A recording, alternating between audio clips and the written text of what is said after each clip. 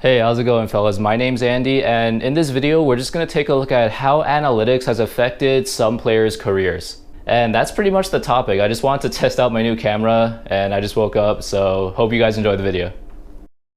So, what are analytics and how does it apply to basketball?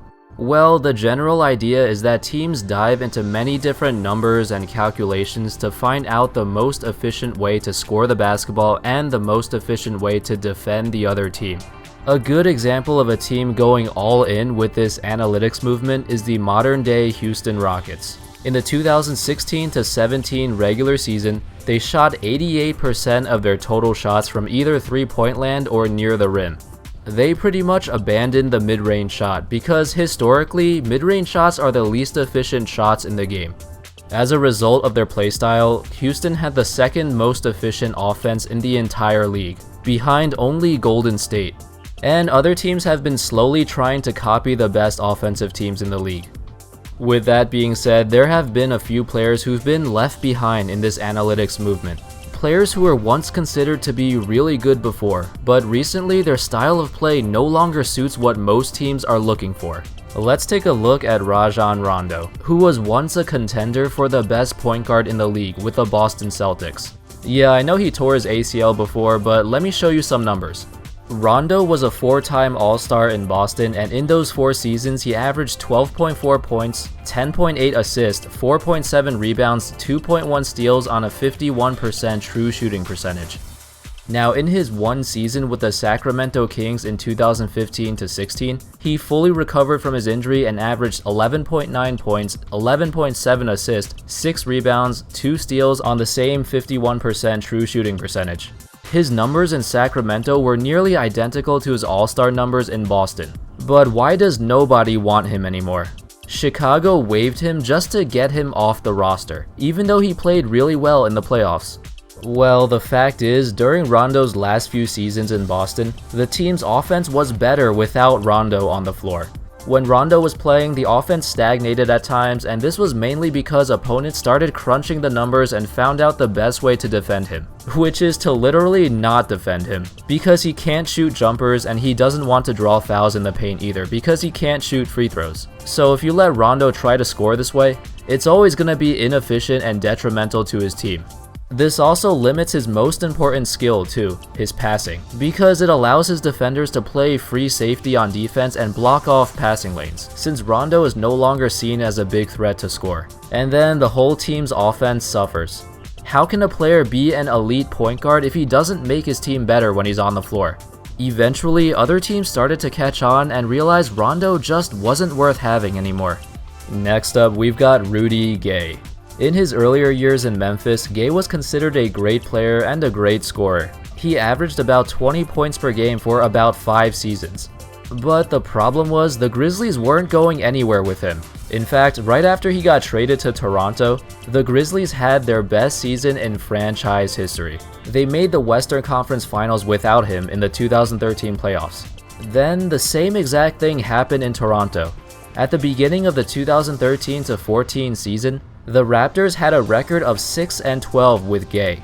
But after they got rid of him, they went 42-22 and made the playoffs for the first time in 6 years. This led to some analysts calling this trend the Rudy Gay effect. When a team gets rid of Rudy Gay, they apparently become much better. But why is this the case? How could a 20 points per game scorer make a team that much worse? It's actually not that hard to see why if you look at the numbers. Gay has gotten better in recent years, but for most of his career, he was a black hole on offense. He averages more turnovers than assists, doesn't shoot that many threes, doesn't draw many fouls, and isn't a good defender by any metric. He also has a career usage rate of 25%, which is similar to guys like Dirk Nowitzki and Paul Pierce, even though he's nowhere near their level. When he was with the Toronto Raptors, he actually banned stat sheets from the team's locker room, which is hilarious. I guess he didn't want his teammates to see how badly he was playing. Gay is basically just a one-dimensional volume scorer, and nowadays most teams are trying to avoid players like that. At the very least, those type of players should be coming off the bench or have a much smaller role on offense. And finally, we have Monta Ellis. I'm not talking about the current Monta Ellis who just looks like he's getting old. I'm talking about when Ellis was still in his prime. Back in 2013, there was a controversy surrounding Ellis and his former agent. Ellis was 27 years old, right in the middle of his prime, and he turned down a 3-year, $36 million contract extension with the Bucks because he was hoping to get a 4-year deal worth over $40 million from some other team. However, it seems like Ellis and his agent miscalculated his value by a lot. Despite averaging 19 points, 6 assists, and 2 steals per game in his previous season with the Bucks, Ellis did not get any offers that were even close to what he thought he would get. Normally, those type of numbers should get him a great contract, especially since he was 27 years old at the time. So he ended up firing his agent, Jeff Fried, because he failed to get him any good offers. But at the end of the day, the main problem was Ellis himself. During a time when the NBA is getting heavily involved in numbers and analytics, Ellis's value severely dropped without him knowing. In his 2013 season with the Bucks, his stats looked good on paper, but if you dig deeper, you'd find some interesting things. Out of all the qualifying guards in the 2012-13 season, Ellis had the second lowest true shooting percentage with 49.3%. The only other guard who scored less efficiently than Ellis was Tony Allen, who isn't even a scorer to begin with. The Bucks' offensive rating was 104, but with Ellis on the floor, it dropped to 100. And on top of his inefficient scoring, Ellis was undersized as a shooting guard and one of the worst defenders in the league. All of this is just a recipe for disaster. So instead of getting the 4-year, $40+ million contract he thought he deserved, he ended up signing with Dallas on a 2-year, $16 million contract, because that was the best he could get. He did have 2 solid seasons in Dallas, but his reputation was already set. Nowadays, he's the prime example of the type of player that teams are trying to avoid giving a lot of money to. And that's all, folks. I hope you enjoyed the video. If you did, don't forget to leave a like and subscribe for more in the future. Thanks for watching, and I'll see you next time.